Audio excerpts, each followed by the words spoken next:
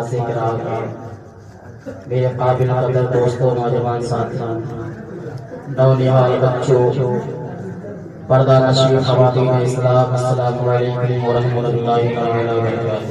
وعلیکم السلام ورحمۃ اللہ تعالیٰ وبرکاتہ۔ الحمد للہ رب العالمین والعاقبۃ للمتقین والصلاة والسلام على رسوله الكريم أما بعد أعوذ بالله من الشيطان الرجيم بسم الله الرحمن الرحيم يا أيها الذين آمنوا اتقوا الله وكونوا مع الصادقين صدق الله العظيم وصدق رسوله النبي الأمين المكين المبين الكريم ونحن على ذلك لمن الشاكرين والشاكرين والحمد لله رب العالمين۔ فاتح توحید کے متوالوں، شمع رسالت کے پروانوں، غوث و خواجہ کے دیواروں، اولیاء امت کے جانثاروں، حضور تاج الشریعہ کی رحمتوں و رضوان کے شائستائیوں، آئیے اور آپ بڑی عقیدت و محبت کے ساتھ گنبد خزرہ کی جاری ناؤ لگا کر حضور احمد مصطفیٰ محمد مصطفیٰ صلی اللہ علیہ وسلم پر صلاۃ و سلام پڑھنے کی سعادت حاصل کرے۔ پڑھیے بابا سے اللہم صلی علی سیدنا و سیدنا شفیعنا حبیبنا مولانا محمد وسلم صلو علیہ وسلم السلام علیکم یا حبیبی یا رسول اللہ صلی اللہ علیہ وسلم۔ محترم حضرات، ابھی مجھ کے قبل ایک سے بڑھ کر ایک شاعر سے اچھے انداز میں نعت و نعت سماعت فرما رہے تھے۔ اگر اجازت ہو تو میں بھی دو شعر گنگنانا چاہتا ہوں۔ اجازت ہے۔ ان کے جیسی آواز تو نہیں ہے، پھر بھی شکر ہے اللہ کا جو عطا کیا بہتر عطا کیا۔ ایک بار مطلب کہ کہتے سبحان اللہ، سبحان اللہ۔ کہ جمال گنبد خضرا کہاں سے لاؤ گے، جمال گنبد خضرا کہاں سے لاؤ گے، خضرا کہاں سے لاؤ گے، کہ جمال گنبد خضرا کہاں سے لاؤ گے، جمال گنبد خضرا کہاں سے لاؤ گے، نبی سے مل کے اجالا کہاں سے لاؤ گے، نبی سے مل کے اجالا کہاں سے لاؤ گے۔ آخری شعر جو اللہ فرمائے، کوئی ہے مفتی اعظم تو کوئی اختر ہے، کوئی ہے مفتی اعظم تو کوئی اختر ہے، کوئی ہے مفتی اعظم تو کوئی اختر ہے، کوئی ہے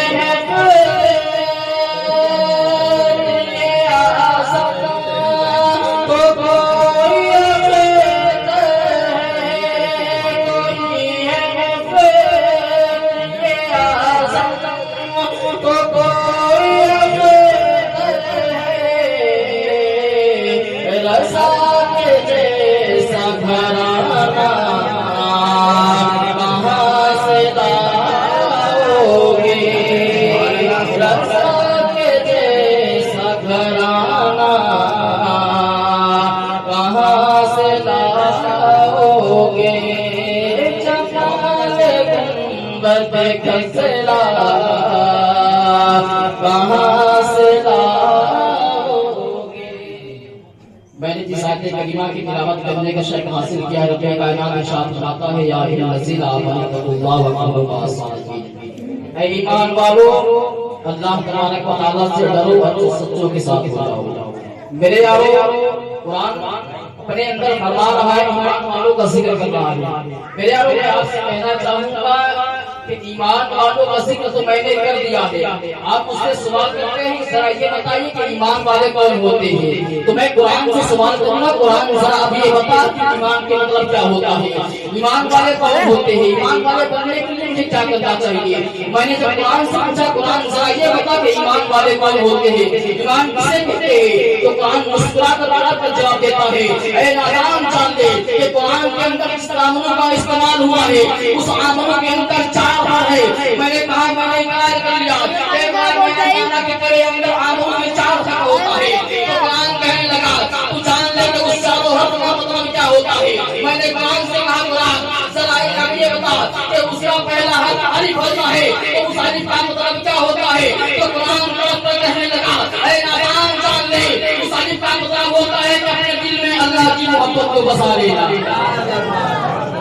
اللہ کی محبت کو بسا لینا۔ قسم خدا کی میں نے اس وقت اللہ کی محبت کو بسایا، میرے دل میں خوشی ظاہر ہونے لگی۔ پھر میں نے قرآن سے کہا قرآن ذرا اب یہ بتا میں نے ایک سے اللہ کی محبت کو بسا لیا ہے، اب دوسرا حرف کون ہے جس کی محبت کو بسا کر میں ایمان والا بن جاؤں گا، تو قرآن کہنے لگا اس کا دوسرا حرف میم ہے۔ میں نے کہا اس کا دوسرا حرف میم ہے، اس کا مطلب کیا ہوتا ہے، تو قرآن مسکراتا ہے، مسکرانے کے بعد کہنے لگا اے نادان جان لے اس میم کا مطلب ہوتا ہے کہ محمد رسول اللہ کی محبت کو بسا لینا۔ جس وقت میں نے نبی کی محبت کو بسایا تو پھر میں نے دل میں محبت رب کی جا رہی تھی، میں نے قرآن سے سوال کیا قرآن ذرا اب یہ بتا کہ اس کا تیسرا حرف کیا ہے، تو قرآن کہنے لگا اس کا تیسرا حرف نون ہے۔ میں نے سوال کیا قرآن سے قرآن ذرا یہ بتا اس نون کا مطلب کیا ہوتا ہے، تو قرآن اچھے انداز میں مسکراتے ہوئے کہا اے نادان جان لے اس نون کا مطلب ہوتا ہے نبیوں سے محبت کر لینا۔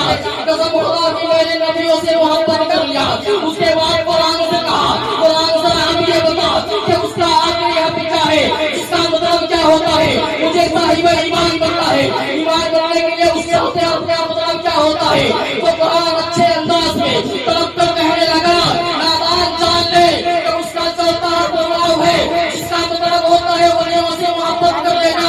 قسم خدا کی قسمت میں نے چاروں حرف کے مطلب سے محبت کر لیا۔ پھر میں نے قرآن سے کہا قرآن ذرا اب یہ بتا کیا میں صاحب ایمان ہوا، تو قرآن مسکرا کر کہا اب تو صاحب ایمان ہو گیا، اب تو صاحب ایمان ہو گیا۔ میرے یارو جب میں صاحب ایمان ہوا تو پھر میں نے قرآن سے کہا قرآن ذرا اب یہ بتا کہ وہ رب سے ڈرنا کیسے ہوا، رب سے ڈرنا کیسے ہوا۔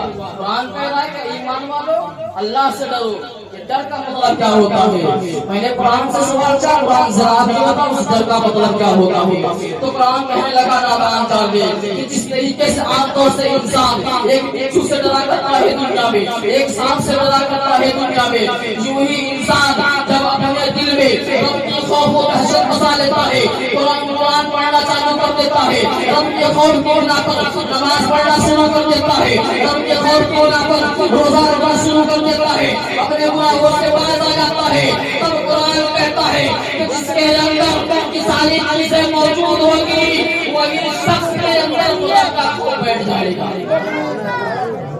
خدا کا خوف بیٹھ جائے گا۔ میرے یارو جب ہم اللہ سے ڈرنے لگیں گے تو ہمارے اندر تقوی و پرہیزگاری آنی شروع ہو جائے گی۔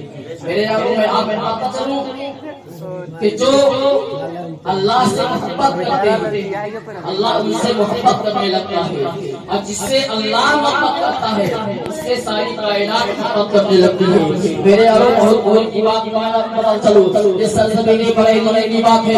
حضور مفتی اعظم طاہر رحمۃ اللہ علیہ ایک مرتبہ گجرات جا رہے تھے، بریلی سے جب چل کر ٹرین میں بیٹھ کر جب چلنے لگے تو بریلی سے چل کر ٹرین جب شاہجہاں تک پہنچی تو وہاں جا کر ٹرین رک گئی۔ جس ڈبے میں حضور مفتی اعظم طاہر رحمۃ اللہ علیہ بیٹھے ہوئے تھے اس ڈبے میں غیر مسلم یعنی پنڈت بیٹھے ہوئے تھے۔ جب حضور مفتی اعظم طاہر رحمۃ اللہ علیہ نظارہ کیے کہ چاروں طرف غیر مسلم ہی مسلم دکھائی دے رہے ہیں تو बाबा पहिए ट्रेन में अपने पैर से ठोकर लगा कर कहने लगे, ए ट्रेन के पहिए अब तू आवाज लगा दे, ताकि तेरे आवाज लगाने के बिना पर जितने गैर मुस्लिम है सबके सब मुसलमान हो जाए। इतना कहना था कि ट्रेन के पहिए से तलवा की आवाज आना शुरू हो गई। एक पंडित खड़ा हुआ और तमाम लोगों के दिल में अपने कान को लगाकर सुनने लगा कि आखिर कौन सा ऐसा गुस्ताख हो गया है जो तलवा का विरोध करता है। जब एक गिरने के बाद चेक करता चला गया, जब बारी हुजूर के पास गई तो मुस्तफा रजा खान मुस्कुरा कर कहने लगा, ऐ नादान, किसी के दिल में क्या झांकता है? ट्रेन के नीचे उतरकर पहिए में जाकर कान लगाकर सुन ले, ट्रेन के पहिए से आवाज आ रही है। जब वो गैर मुस्लिम पंडित जब ट्रेन से उतरा, ट्रेन के पहिए में कान लगाया तो ट्रेन के पहिए से आवाज आ रही थी, ला इलाहा इल्लल्लाह मुहम्मदुर रसूलुल्लाह।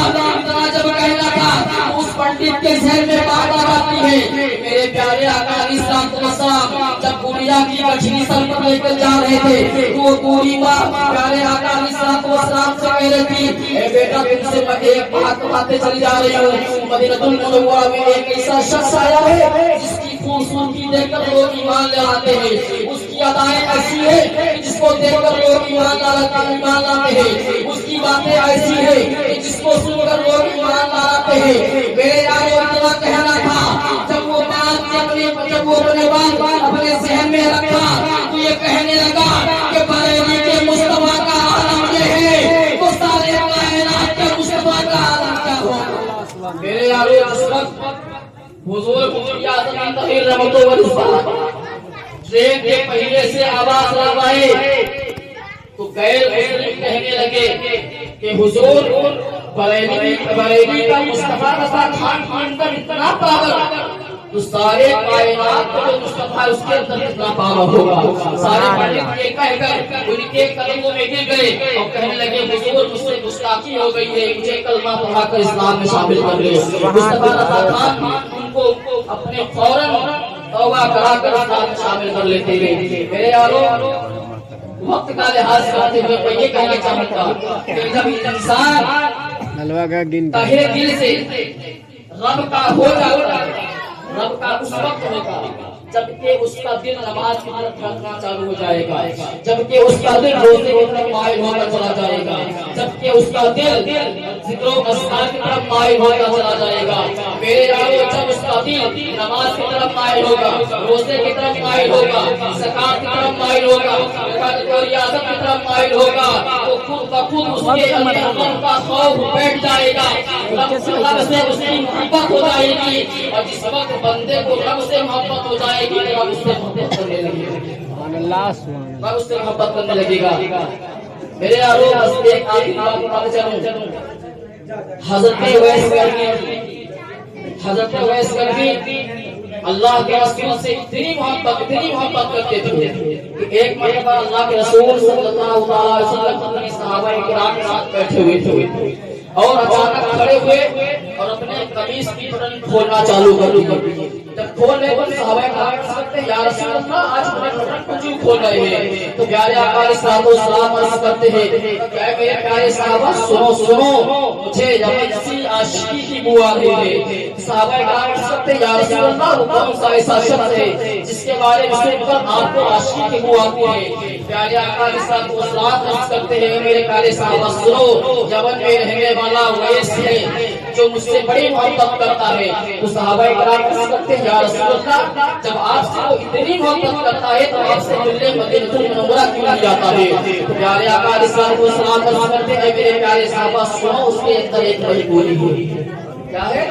उसके अंदर एक मजबूरी है। सहाबाए किराम अर्ज़ करते हैं, या रसूल अल्लाह ऐसी कौन सी मजबूरी है जो आपसे मिलने में रोक रही है, आपके पास आने से रोक रही है? या कुछ प्यारे आका अलैहिस्सलाम अर्ज़ करते हैं, मेरे प्यारे सहाबा सुनो, उसके घर में एक बूढ़ी नाबीना माँ है जिसकी वो हिफाजत करता है, जिसके लिए वो खाना बनाता है, जिसके लिए वो पानी लाकर देता है, जिसका हाथ और पैर वो लगाता है।